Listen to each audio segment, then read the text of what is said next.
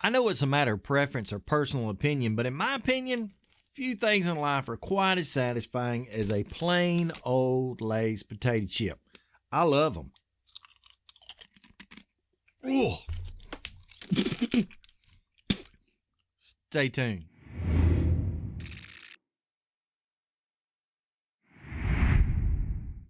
Hey folks, welcome to Transplant Helper. Today, my name is Jim Merle, and yeah, I better go ahead and admit it. I'm a terrible actor, okay? I apologize for that. But nonetheless, the subject of our discussion today has to do with our taste buds and our palates after transplant. I'm asked questions all the time about so many subjects, but one of the questions that comes up pretty much often as they begin to hear rumors about it is they say, Jim, am I going to lose my taste buds or will they change after transplant? Now, for me personally, the answer is absolutely yes. But I also understand that many of us have very different experiences. Therefore, we're going to have different opinions on this subject. Many of the people I talk to, at least the majority that I talk to, say, yeah, for a period of time after transplant, my taste buds were pretty much shot. Some of the foods I loved before, I hate now, and vice versa. Then yet there are others of us who I think are pretty lucky or blessed, and that is they really don't experience this at all post-transplant. So let's just go ahead and be positive and assume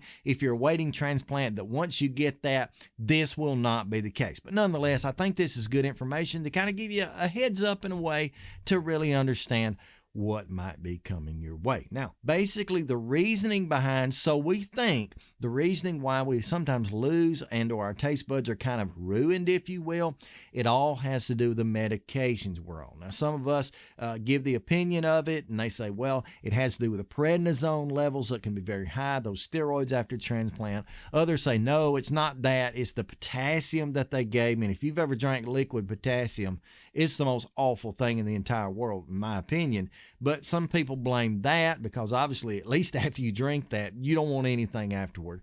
Others say, no, it's not that. It may be the nystatin, and the nystatin is just a drug that helps to prevent thrush in our mouths as our immune systems are kind of gone for a while, or the fur, as they sometimes refer to it on our tongues. It could very well be that because that's something we're kind of swigging throughout the day several times a day, usually 3 or 4 times for a few weeks after transplant. I don't really know what it is, but I do know it's probably going to be medication based, and I do also know that it does affect some of us. Now, here's my experience on that. Shortly after transplant, I did very well, and they actually, I think within about the first 24 hours or so, they gave me the opportunity to eat, and they said, just go ahead, get whatever you feel like eating, get your wife to go get it, whomever, and you just enjoy yourself for a while before they put me on that terrible diet that I was on, or I'm still on, really, if I do it right. But anyway, they told me to get whatever I wanted. So I told my wife, I said, look, I've been craving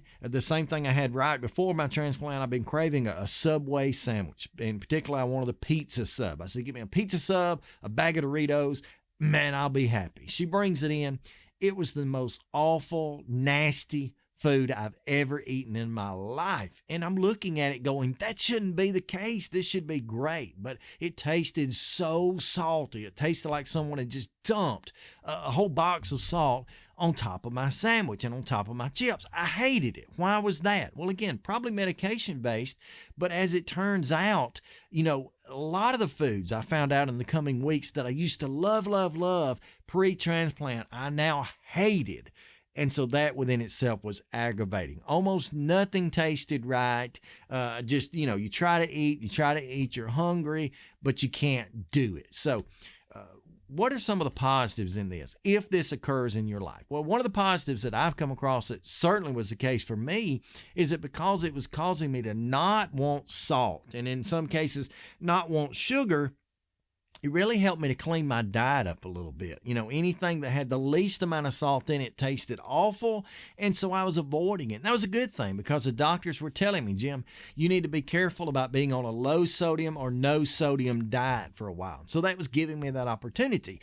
Same thing with sugars. I probably didn't need to be taking in too much sugar because I was suffering from a prednisone-induced diabetic situation. I've talked about that in previous programs I can link to here now, but nonetheless, I didn't need to be doing that. And it was easy because all that stuff tasted terrible, so why would I want it? Now, I've recovered from that. As a matter of fact, I killed a few sugar cookies back behind me before I started to record this. But anyway, it was really helping me out. So that was kind of a huge positive because it was kind of helping me to not eat some of the things that were really not good for me, at least not good for me in the early stages of transplant. Another positive to this, and this is where there's a ray of hope for any of us, is that for most of us, it's a very temporary thing. As your medication levels come down over those first few weeks and months, your taste buds will probably come back. And by the way, when they come back, most of us report that in coming back, our taste buds change slightly. Yes, there's still a few items I used to love that I now hate, but there's also a lot of stuff that I love now that I wasn't even attracted to pre-transplant. Fruits and nuts come to mind immediately on that. Just didn't care for them too much pre-transplant. Now I love them, loving them. So that's kind of a healthier side of things that comes out of this that really has become a benefit. Now, if you suffer from this, I'm sorry for you. If you don't suffer with this, consider yourself very lucky or blessed.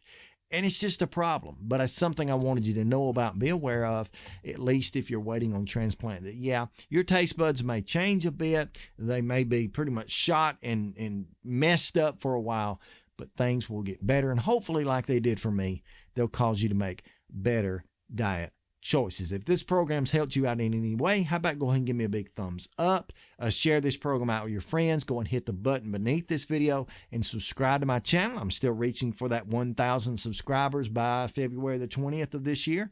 Anyway, hopefully we can make it to that. I always appreciate you joining me. Thank you for all of you who watch each and every time, and until next time, stay stronger, friends.